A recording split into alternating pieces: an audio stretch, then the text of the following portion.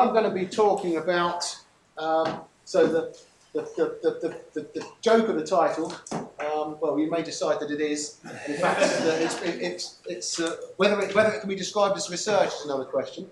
But the question really is all to do with averages and how we should take averages in, well, not just a biological context, but a wider one. And what's the appropriate thing to do? And it arose out of a discussion between myself and a couple of colleagues who were doing sort of quite similar types of foraging models, and both were reasonably convinced that they had the right approach, and reasonably enough, because they both did have the right approach. It just didn't look like their approaches were the same, and so that then got on to all sorts of issues about how to write these things properly and how to recognise them. Well, you'll see as we go. If it moves, right. Okay, so it's based upon a paper from a while ago now. I mean, that's not quite true. The first bit is based upon that, but the whole topic keeps coming up. So this little paper here from a few years ago, which is talking about this issue of at least initially of what's called the fallacy of the averages, and I'll tell you what that is in a while. So here's the scenario.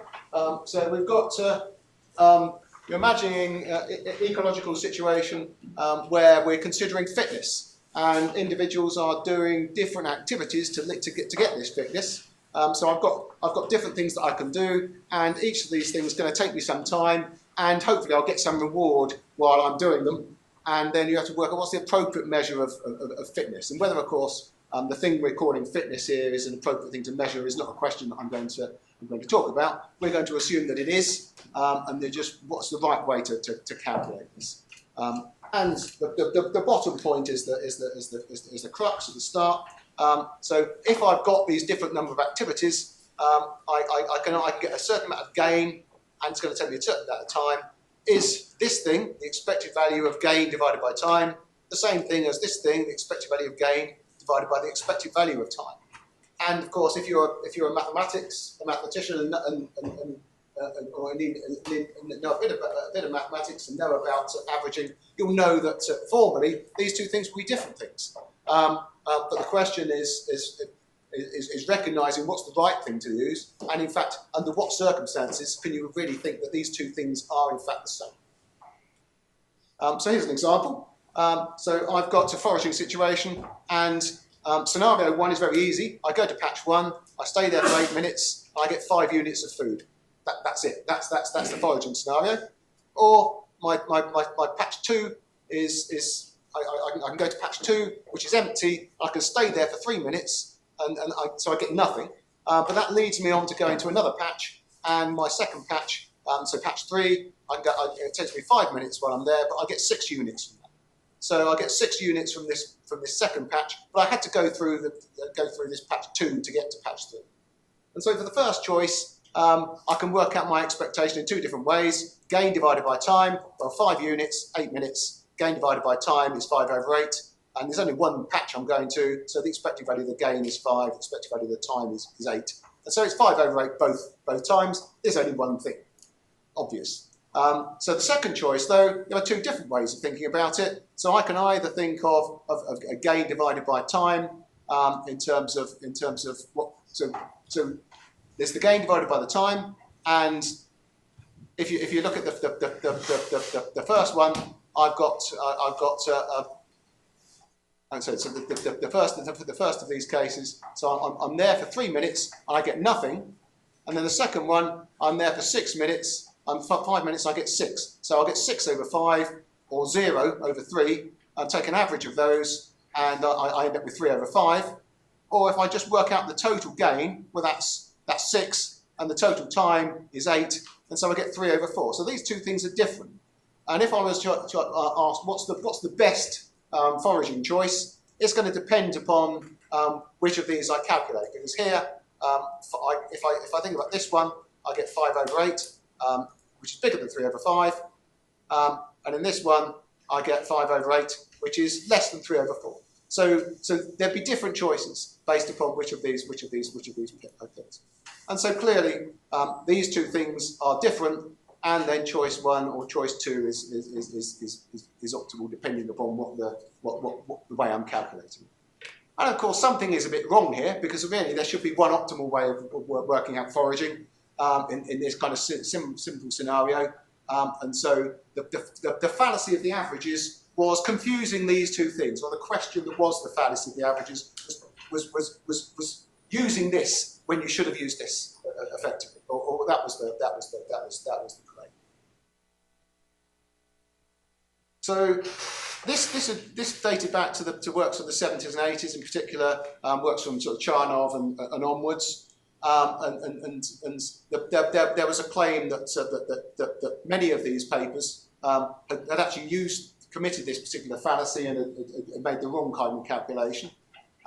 So interestingly, when we published this paper in 2019, it was good to see that Eric Charnov was still paying attention to all this kind of stuff. It's a very nice email from him following the publication of the paper that this kind of issue was still being sort of kind of revisited. We looked at this in a so the question I'm looking at here is very much a brief part of what we looked at, but it was the core start part. So the problem is actually there was no fallacy committed in these earlier papers. It was just the case that the people interpreting it had interpreted it wrongly. And this is a common kind of thing to worry about, when you're interpreting correctly or not. So the previous probability distribution actually for calculating this expected value of G over T was just the wrong thing to do, as it turned out. So what I did in that calculation was think of, well, okay, there are two possibilities. I'm either here or here. I get 0 or 5 over 6. And so 0 times a half plus 5 over 6 times a half gives me the 5 over 8. But that was a silly thing to do. The right calculation is, if you're working about the expected value of the gain over time, the rate of your gain and reward, then you shouldn't be doing it per event, but it should be per how long you spend in each patch. So there was actually 8 minutes spent in total, and I wasn't spending half my time in each of the two situations. I was spending 5/8 of my time in the bigger patch and 3/8 in the other one. And so the probabilities then weren't half and half, but 3/8 over 5/8. And if I do that, then I get the expected value of gain over time is 3/8 times 0 plus 5/8 times 6 over 5. And this is 3/4, which is the same thing as you would get the other calculation. So all you needed to do to make sure that you were doing the right thing in each case was just adjust your probability distribution to the appropriate one that you should have considered, given the problem that you're doing. And that's the crux of all of the things I'm going to talk about, is when approaching a particular average, make sure that the probability distribution used is the right. So in each case, here the expected value of the gain over time is the same as the expected value of gain over the expected value of time. So the problem of using the wrong one is kind of related to Jensen's inequality, where there's an inequality relating to functions. So the expected value of a function of x is not the same thing as the function of the expected value of x in general. And if you have concave, convex functions, there's a particular ordering between the two. And that's what's happening with the comparison of those calculations, depending upon whether the longer times are the ones with the bigger rates or not, then the biases are in each one. And so that's the similar kind of thing that's happening in this simulation. So if you just look at this in a general case general for two states, of course, in the paper it's easy enough to generalize what I'm going to put here to many different activities and put them all together, which we did, and we also considered things like Holling's Holling 2 functional response and so on, and how to write these in this kind of scenario. But let's just look at this, just two cases. So I've got a time interval, T1 and T2, so I spend T1 of my total time doing activity 1 and T2 total time doing activity 2. So the probability distribution between the two is T1 over T, T2 over T. That's a property that's a proportion of time I spend in activity 1. If you walk over and watch what I'm doing at any particular point, that's the probability you'll find me doing activity 1 rather than activity 2. And so the fitness that we're going to do here, this particular calculation, we just divide it into particular 2 times, and so then the expected value over the time is just, well, it's the proportion, this is the proportion of time I'm in activity 1, and this is what I get, this is the rate of gain, so my payoff divided by per activity that I do, so I spend however long peeling an orange this time, and then that's the reward of eating the orange. And so then that's the total time I spend activity 2, and so then this is my expectation of my reward over that particular time, over a long period of time. So that's one way of calculating it. If I go to the other way, I can think about the number of events, but I just need to count these events in the proper way and attribute them in the proper way. So if I've got m1 times of doing the first event, m2 of doing the second, then m1 over m, capital M, which is the total amount, is the proportion, the proportion of events of type 1. These are the proportion of events of type 2. But if I'm then going to do the calculation in terms of doing the times properly, then I need to work out how much time I'm spending in each case. And so this is the total amount of time that I'm spending in the first activity. This is the total in the second. So the proportion of time I'm spending in activity I is this one. And then I do the calculation, and then starting from the first case, you go from the first calculation, and then you substitute in this time, and it immediately comes up to this one. And so here, this is just the expectation in terms of the time probability distribution. This is the one in terms of the event probability distribution. And then this calculation is the same as this one in general. You just need to make sure you use the right probability distribution. And here's a figure just to illustrate it. So here's, I'm spending one unit of time here, another 2 units of time. So I'm doing 3 activities of type 1. I'm doing 2 activities of type 2, but they take 3 units each, and you do the calculation. Well, I won't labour the point over the figure because I've got a few other things to say. So that was a foraging relating example, but I wanted to talk about more general aspects of these different kind of concepts, because these kind of things turn up all over the place. So averages more widely. So that was foraging, but in general, how do we do the right measurement? What's the right kind of averaging? So imagine that you're a commuter, or there's a commuting route between a dormitory place and where you commute to. Now, what's the average number of cars on the road?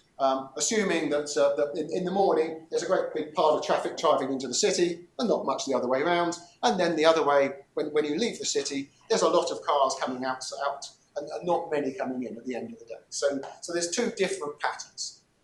Well, what's the average number of cars on the road? Well, if you're the guy who's in charge of road maintenance, then you can just look at from your helicopter or whatever and say, okay, empty, so light traffic, heavy traffic, average is somewhere in between.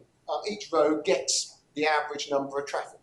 But if you're actually a commuter, that kind of calculation makes no sense at all, because you're always on the full road. Why am I always in the traffic in the road with lots of traffic in? When you see a road that's empty next to you, well, you're part of the traffic. You need to weight it by how many cars there are. So always you're going to be in the, or more often than not, you're going to be in the one that's got most of the traffic. So the average traffic density on the road, what the answer is, depends upon on who's asking the question and why they're asking it, and that's just the general message. And so we will look at a couple of things related to this kind of topic.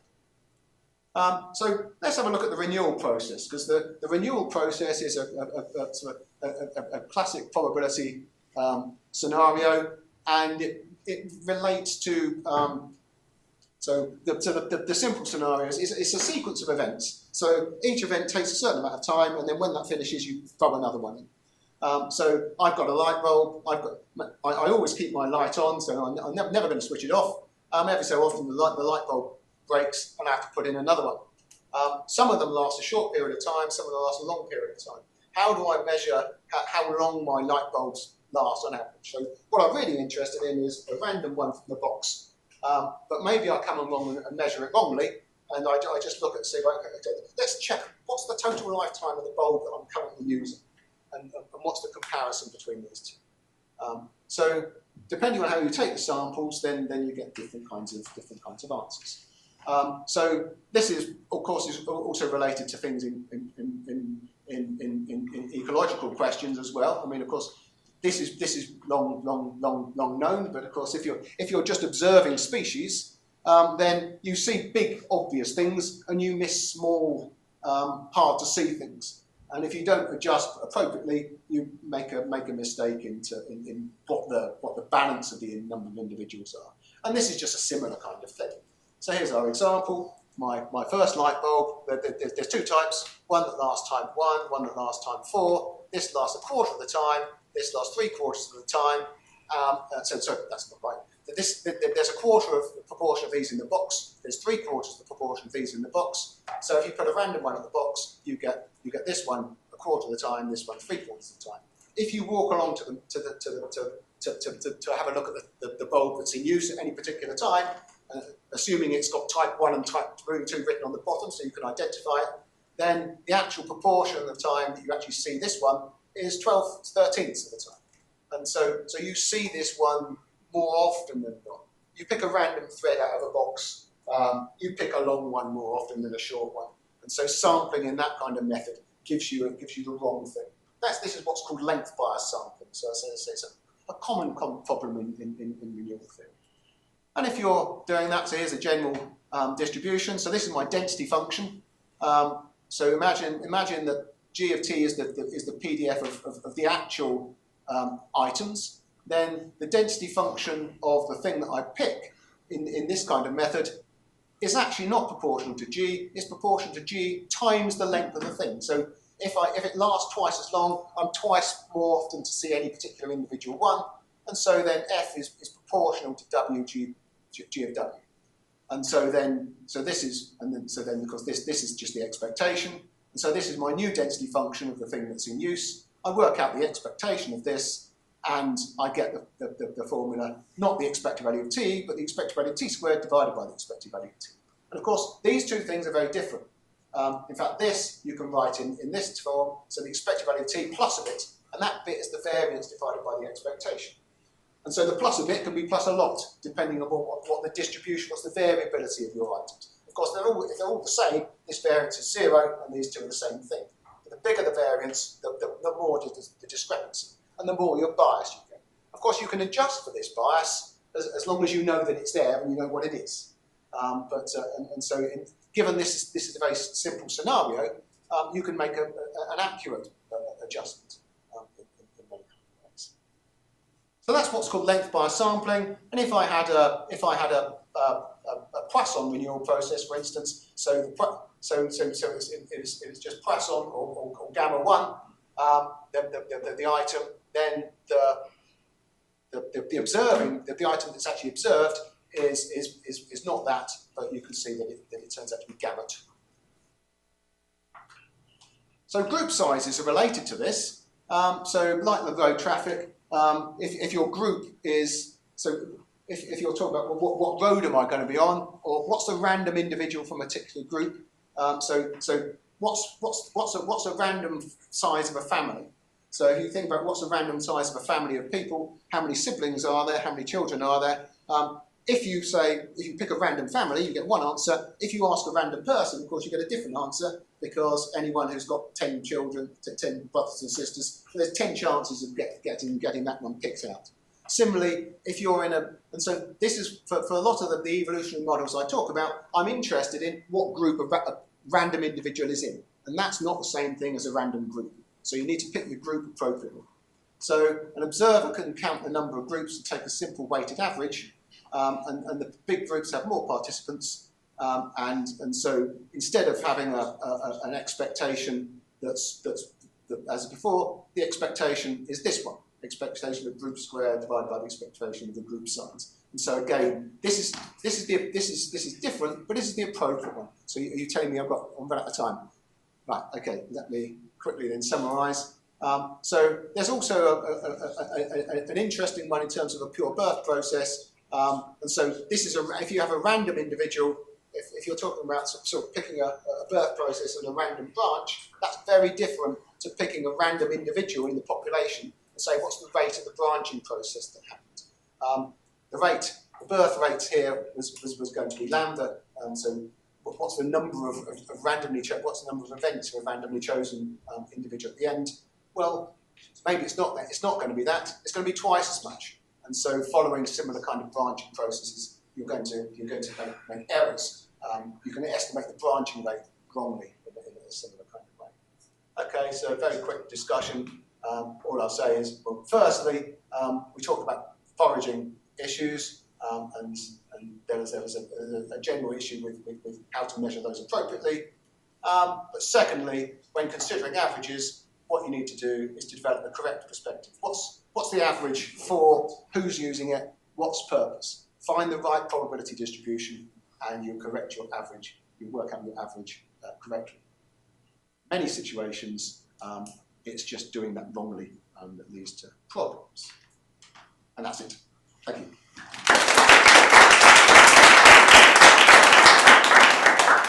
So our next speaker is Brandon, but while he sets up, if there's a quick question from Mark. I'm going to do the first more comment than a question, if I may. This one is so important for the U.S. News and World Reports, which reports the average number, which reports the average class size, which is relevant to the professor, but not relevant to the student, because the students are most likely to be in big classes. But the U.S. News and World Reports uses the wrong number there when they evaluate schools for their quality for students. Interesting example. Thank you. I'll fire on that one.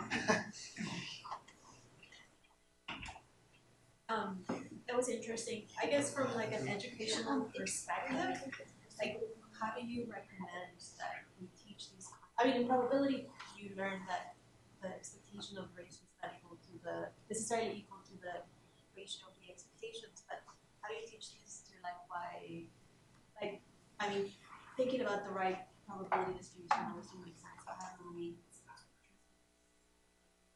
make students better understand it? I think. I mean, yeah. Well, one example I think is the family sizes. It's just that you can actually ask them in terms of scenarios that they will know the answer to, or you'll be able to demonstrate quickly what the right answer is. So I did actually ask a coursework question to one of my classes. And out of 165 students, well, I had two more difficult bits related to this at the end. Sorry, I took the slides. Yeah, definitely. So there was maybe 10%, 20% of it got one of them, but the one at the end, which wasn't that much more difficult, one person out of 165 got it right. And this is a probability class. And I hadn't been teaching it. It was just something I threw in at the end as a more difficult thing to see if anyone could work it out. But it's not as appreciated as I would think. All right, with that,